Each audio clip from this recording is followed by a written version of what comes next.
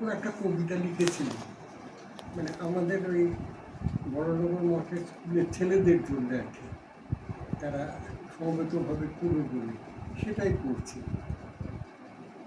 1941 সালের 16ই জানুয়ারি তোমার এলগিন রোডে বাড়ির চতুর্সীমানায় 24 ঘন্টা প্রহরারত পুলিশ ও গোয়েন্দা বাহিনী।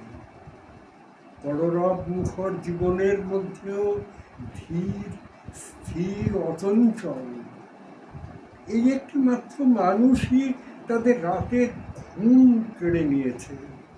ব্রিটিশ সরকার ভালোভাবেই বুঝে গেছে এই লোকটিকে অকেজো করে দিতে পারলেই কেল্লা হবে। কিন্তু জন্ম হইতেও মায়ের জন্য পরিপ্রদত্ত রামকৃষ্ণ বিবেকানন্দ তনয় তিনি। অমানিসা ঘোর ভারত গগনে তিমির বিদার উদার অভ্যুদয়। গুহের অভ্যন্তরে প্রবেশ এবং প্রস্থানে অদ্বিতীয়। তোমার মহানিষ্ক্রমণ 1941-এর 16ই জানুয়ারি।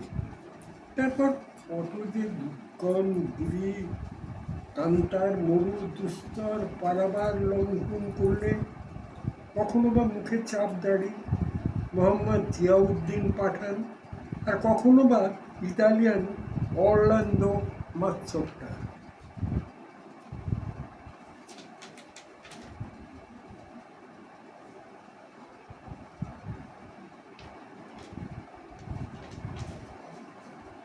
পরিধানে সাচ্চা সাহেবের পোশাক জাতি ধর্ম বর্ণ নির্বিশেষে সকলকে একজোট করে আজাদ হিন্দ ফৌজ গঠন করে হাঁক দিলে, দিল্লি চলো দিল্লি চলো।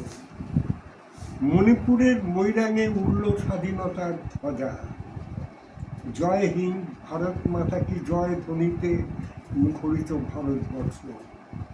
ইংরেজরা প্রমাদ গুনছে পরাজয়ে, দেশটাকে টুকরো করে সাম্প্রদায়িক দাঙ্গা লাগিয়ে তাদের পছন্দের নেতাদের কুর্সিতে আসীন করে ইংরেজ মুখ রক্ষা করলো নিজেদের। লালকেল্লায় ত্রিবর্ণ রঞ্জিত পতাকা উড়ল, আলো ও আতশবাজিতে চোখ ধাঁধিয়ে গেল জনগণের। স্বাধীন ভারতের নাগরিক আমরা। প্রতি বছর 23শে জানুয়ারি তোমার প্রতিকৃতিতে মালা দিই। তুমি নিশ্চল, হাসো না, কথা বলো না। কত বিচিত্র কিসিমের ভাষণ শুনতে শুনতে আধো ঘুমে আধো জাগরণে ক্ষুদিরামের বয়সের একটি বালকের উচ্চকিত হাসিতে মুহূর্তের মধ্যে সভা শুনশান। মুক্তির আবরণ ভেদ করে সিঁড়ি বেয়ে কখন যে নেমে এসেছো তুমি, আজাদ হিন্দ ফৌজের সর্বাধিনায়ক।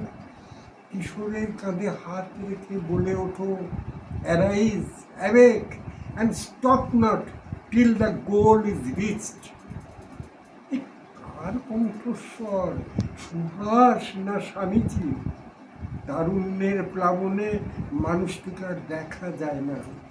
ইথারে তরঙ্গায়িত হতে থাকে এক প্রবল পৌরুষের আশ্বাস বাণী। আমি তোমাদের পাশে পাশে সব সময় থাকব। আমি থাকব অন্ধকারে এবং সূর্যালোকে। আমি থাকব দুঃখের দিনে ও আনন্দের দিনে। আমি থাকব যন্ত্রণার সময়ে, বিজয়ের মুহূর্তে। ইনকলাব জিন্দাবাদ, আজাদ হিন্দ জিন্দাবাদ।